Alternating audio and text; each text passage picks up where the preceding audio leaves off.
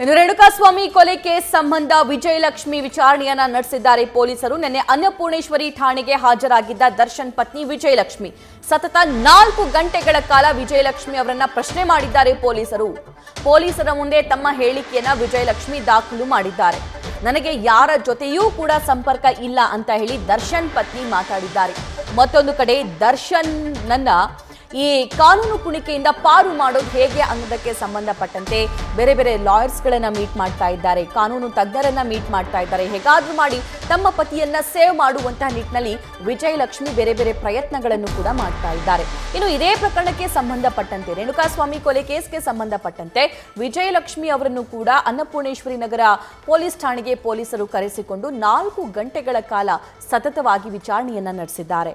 ರೇಣುಕಾಸ್ವಾಮಿ ಮೇಲೆ ಹಲ್ಲೆ ನಡೆಸಿದಂತಹ ಸಂದರ್ಭ ಅಥವಾ ಆತನ ಹತ್ಯೆಯಾಗಿದೆ ಅನ್ನೋದು, ಆತ ಸಾವನ್ನಪ್ಪಿದ್ದಾನೆ ಅನ್ನುವಂಥ ವಿಷಯ ಏನಾದರೂ ವಿಜಯಲಕ್ಷ್ಮಿಗೆ ದರ್ಶನ್ ಅವರು ಹೇಳಿದ್ರ, ಅಥವಾ ಈ ಗ್ಯಾಂಗಲ್ಲಿರೋರು ಯಾರಾದರೂ ವಿಜಯಲಕ್ಷ್ಮಿ ಜೊತೆ ಆಪ್ತತೆಯನ್ನ ಹೊಂದಿದ್ರ, ಅಥವಾ ಅವರ ಜೊತೆ ಗುರುತಿಸಿಕೊಂಡಿದ್ರ, ಅವರಿಗೆ ಪರಿಚಯ ಇದ್ರ, ಈ ಎಲ್ಲದರ ಬಗ್ಗೆ ವಿಚಾರಣೆ ಕೂಡ ಆಗಿದೆ. ಮತ್ತಷ್ಟು ಡೀಟೇಲ್ಸ್ ನಮ್ಮ ಪ್ರತಿನಿಧಿ ಸಂದೇಶ್ ನೀಡ್ತಾ ಹೋಗ್ತಾರೆ. ಸಂದೇಶ್, ನಿನ್ನೆ ಪೊಲೀಸರು ವಿಜಯಲಕ್ಷ್ಮಿ ಕರೆಸಿಕೊಂಡು 4 ಗಂಟೆಗಳ ಕಾಲ ವಿಚಾರಣೆ ನಡೆಸಿದ್ದಾರೆ. ಏನೇನು ವಿಚಾರಣೆ ಆಗಿರಬಹುದು ಹಾಗಾದ್ರೆ?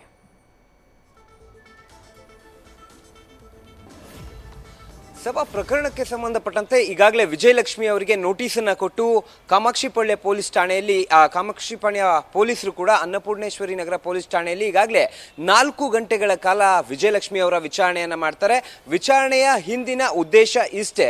ಈಗಾಗಲೇ ಏನು ಶೂಗಳನ್ನು ನೇರವಾಗಿ ತೆರಳಿ ವಿಜಯಲಕ್ಷ್ಮಿ ಅವರ ಮನೆಯಲ್ಲಿ ಸೀಸ್ ಮಾಡಿದ್ರು, ಆ ಶೂಗಳಿಗೆ ಸಂಬಂಧಪಟ್ಟಂತೆ ಏನಾದರೂ ಸಾಕ್ಷ್ಯನಾಶವನ್ನು ಮಾಡೋದಕ್ಕೆ, ಅಂದರೆ ಅವತ್ತು ಕೊಲೆಯಾದ ದಿನ ಬಳಸಿದಂಥ ಶೂಗಳನ್ನು ಇವರು ತೆಗೆದುಕೊಂಡು ಹೋಗಿ ಸಾಕ್ಷ್ಯನಾಶವನ್ನು ಮಾಡೋದಕ್ಕೆ ಪ್ರಯತ್ನ ಪಟ್ರ, ಅಥವಾ ವಿಜಯಲಕ್ಷ್ಮಿ ಅವರನ್ನ ಈ ಪ್ರಕರಣದಲ್ಲಿ ಎವಿಡೆನ್ಸ್ ಆಗಿ ಮಾಡ್ಕೋಬಹುದಾ ಅನ್ನೋ ಕಾರಣಕ್ಕಾಗಿ ಅವರನ್ನ ವಿಚಾರಣೆಗೆ ಕರೆಯಲಾಗಿತ್ತು. ಮೊದಲಿಗೆ ವಿಚಾರಣೆಗೆ ಕರೆದಂತ ಸಂದರ್ಭದಲ್ಲಿ ಅವರ ಒಂದು ಐಡೆಂಟಿಫಿಕೇಶನ್ ಅನ್ನ ಪಡೆಯಲಾಗುತ್ತೆ. ಐಡೆಂಟಿಫಿಕೇಶನ್ ಅನ್ನ ಪಡೆದು ಅದಾದ ನಂತರ ಅವ್ರಿಗೆ ಪ್ರಶ್ನೆಯನ್ನ ಕೂಡ ಮಾಡ್ತಾರೆ. ಅಂದ್ರೆ ಇವರಲ್ಲಿ ಈಗ ಅರೆಸ್ಟ್ ಆಗಿರುವಂತಹ ಆರೋಪಿಗಳಲ್ಲಿ ನಿಮ್ಗೆ ಯಾರೆಲ್ಲರೂ ಸಂಪರ್ಕದಲ್ಲಿದ್ರು ದರ್ಶನ್ ಅವರನ್ನ ಹೊರತುಪಡಿಸಿದ್ರೆ ಅನ್ನೋ ಪ್ರಶ್ನೆಯನ್ನ ಕೇಳ್ತಾರೆ. ಆಗ ಇವ್ರು ಯಾರು ಕೂಡ ನನಗೆ ಪರಿಚಯ ಇಲ್ಲ, ಇವ್ರು ಯಾರ ಜೊತೆಯಲ್ಲೂ ಕೂಡ ನಿರಂತರವಾದ ಒಂದು ಸಂಪರ್ಕವನ್ನ ನಾನು ಇಟ್ಕೊಂಡಿರ್ಲಿಲ್ಲ ಅನ್ನೋ ಮಾಹಿತಿಯನ್ನ ಮೊದಲಿಗೆ ಕೊಡ್ತಾರೆ. ಅದಾದ ನಂತರ ನಿಮ್ಮ ಮನೆಗೆ ಶೂ ಹೇಗೆ ಬಂತು ಅಂತ ಕೇಳಿದಂತ ಸಂದರ್ಭದಲ್ಲಿ ಹೌದು, ನಮ್ಮನೆಯಲ್ಲಿ ಇದ್ದಂತ ಶೂಗಳನ್ನ ನೀವೇ ಸೀಸ್ ಮಾಡಿದ್ದೀರಾ ಅನ್ನೋ ಮಾತನ್ನ ಕೂಡ ಹೇಳ್ತಾರೆ. ಅದಾದ ನಂತರ ಯಾರು ನಿಮ್ಗೆ ಶೂಗಳನ್ನ ತಂದುಕೊಟ್ರು ನಿಮ್ಮ ಮನೆಗೆ, ಅವತ್ತಿನ ದಿನ ದರ್ಶನ್ ಏನಾದ್ರು ನಿಮ್ಮ ಮನೆಗೆ ಬಂದಿದ್ರಾ ಅನ್ನೋ ಪ್ರಶ್ನೆಯನ್ನ ಕೇಳ್ತಾರೆ.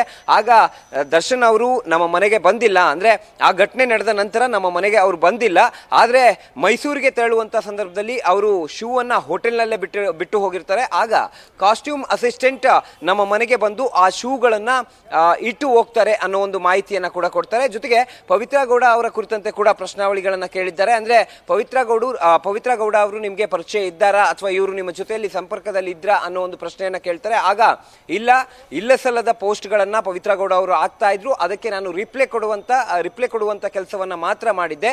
ಅದನ್ನ ಹೊರತುಪಡಿಸಿದ್ರೆ ಪವಿತ್ರ ಗೌಡ ಆಗಿರ್ಬೋದು ಅಥವಾ ಬೇರೆ ಆರೋಪಿಗಳಾಗಿರ್ಬೋದು, ಇವ್ರು ಯಾರು ಕೂಡ ನನಗೆ ಪರಿಚಯ ಇಲ್ಲ. ಶೂವನ್ನ ಕಾಸ್ಟ್ಯೂಮ್ ಅಸಿಸ್ಟೆಂಟ್ ಬಂದು ಇಟ್ಟು ಹೋಗಿದ್ದು ಬಿಟ್ರೆ ಈ ಒಂದು ಪ್ರಕರಣ ಆದ ಬಳಿಕ ಅಥವಾ ಈ ಘಟನೆ ಆದ ಬಳಿಕ ದರ್ಶನ್ ಅವರು ನನ್ನ ಸಂಪರ್ಕಕ್ಕೆ ಬಂದಿಲ್ಲ ಅನ್ನೋ ಒಂದು ಮಾಹಿತಿಯನ್ನ ಕೊಟ್ಟಿದ್ದಾರೆ. ಹಾಗಾಗಿ ಇಲ್ಲಿ ವಿಜಯಲಕ್ಷ್ಮಿ ಅವರ ಪಾತ್ರ ರೂಲ್ಡ್ ಔಟ್ ಆಗುತ್ತೆ. ಯಾಕಂದ್ರೆ ಅವರು ಶೂಗಳನ್ನ ಅಸಿಸ್ಟೆಂಟ್ ಕಾಸ್ಟ್ಯೂಮರ್ ತಂದು ಕೊಟ್ಟಿದ್ದು ಅಂತ ಹೇಳಿರೋದ್ರಿಂದ ಈ ಪ್ರಕರಣದಲ್ಲಿ ಅವರನ್ನ ವಿಟ್ನೆಸ್ ಆಗಿರ್ಬೋದು ಅಥವಾ ಬೇರೆ ಯಾವುದೇ ರೀತಿ ಕೂಡ ಅವರ ಸ್ಟೇಟ್ಮೆಂಟ್ ಅನ್ನ ತೆಗೆದುಕೊಳ್ಳೋದಕ್ಕೆ ಬರೋದಿಲ್ಲ. ಹಾಗಾಗಿ ಈಗ ಸದ್ಯ ಸ್ಟೇಟ್ಮೆಂಟ್ ಅನ್ನ ಪಡೆದಿರೋದ್ರಿಂದ ಆ ಸ್ಟೇಟ್ಮೆಂಟ್ ನ ಆಧಾರದ ಮೇಲೆ ಆ ಕಾಸ್ಟ್ಯೂಮ್ ಅಸಿಸ್ಟೆಂಟ್ ಯಾರಿದ್ದಾರೆ ಅವರ ವಿಚಾರಣೆಯನ್ನ ಮುಂದಿನ ಹಂತದಲ್ಲಿ ಮಾಡಲಾಗುತ್ತೆ. ಸಭಾ ಸಂದೇಶ್, ಈ ವಿಚಾರಕ್ಕೆ ಸಂಬಂಧಪಟ್ಟಂತೆ ಮತ್ತೆ ವಿಜಯಲಕ್ಷ್ಮಿ ಅವರನ್ನ ವಿಚಾರಣೆಗೆ ಕರೆಯುವಂತಹ ಸಾಧ್ಯತೆ ಏನಾದರೂ ಇದೆಯಾ?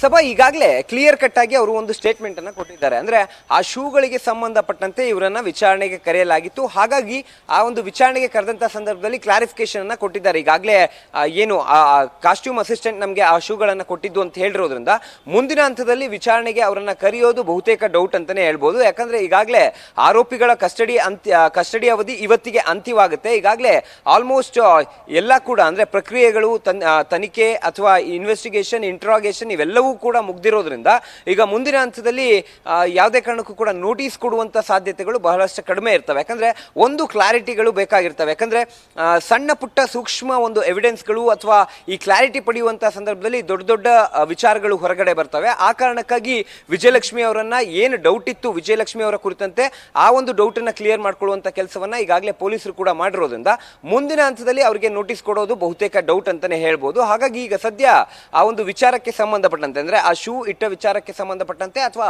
ಶೂ ವಿಜಯಲಕ್ಷ್ಮಿ ಅವರ ಮನೆಯಲ್ಲಿ ಪತ್ತೆಯಾದಂತಹ ವಿಚಾರಕ್ಕೆ ಸಂಬಂಧಪಟ್ಟಂತೆ ಕ್ಲಾರಿಟಿಯನ್ನ ಪಡೆದಿದ್ದಾರೆ. ಜೊತೆಗೆ ಬೇರೆ ಆರೋಪಿಗಳ ಜೊತೆಯಲ್ಲಿ ಯಾವ್ದಾದ್ರು ಸಂಪರ್ಕ ಇತ್ತಾ ಅಥವಾ ಫೈನಾನ್ಷಿಯಲ್ ಟ್ರಾನ್ಸಾಕ್ಷನ್ ಏನಾದರೂ ಈ ಘಟನೆ ಆದ ನಂತರ ನಿಮ್ಮ ಮುಖಾಂತರ ಆಗಿತ್ತಾ, ಇವೆಲ್ಲವಕ್ಕೂ ಕೂಡ ಕ್ಲಾರಿಟಿ ಪಡೆಯುವಂತ ಕೆಲಸ ಆಗಿರೋದ್ರಿಂದ ಇವತ್ತು ಕಸ್ಟಡಿ ಅವಧಿ ಕೂಡ ಆರೋಪಿಗಳದ್ದು ಅಂತ್ಯ ಆಗೋದ್ರಿಂದ ಮುಂದಿನ ಹಂತದಲ್ಲಿ ಅವರಿಗೆ ನೋಟಿಸ್ ಕೊಡುವಂತ ಸಾಧ್ಯತೆ ತೀರಾ ಕಡಿಮೆ ಇದೆ. ಸಭಾ, ಥ್ಯಾಂಕ್ ಯು ಸಂದೇಶ್.